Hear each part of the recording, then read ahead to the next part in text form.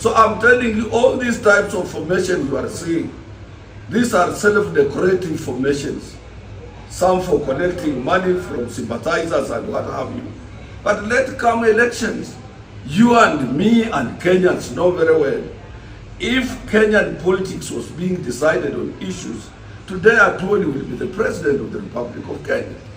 Kenya's politics is twinned and pegged on ethnicity.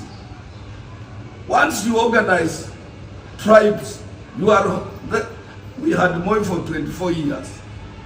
In the whole of central Kenya, it was only Kamodo who was speaking, and it was only Kamodo who was supporting Moi. If you don't know, the Secretary General of Kano. And I was there.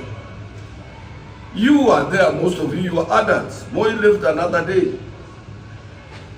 Did Central Kenya remove Moi from power? Is there anybody in Central Kenya who was more powerful than Njindo Matimba?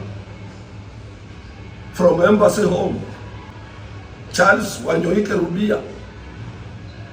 Not these people, they are just joking. Have we had anybody on political scene, an organizer, Chirudi politicians than Raila? Has he become a president at any given time? His father, who was a Chirudi organizer, left government in 1966. He died another day. Was he made a president by Kenyans? What about Masinde Muliro in Western Kenya?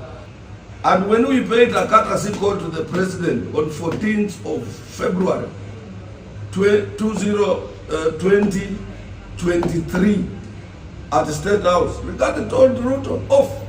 Why are you meeting workers? They did not support us.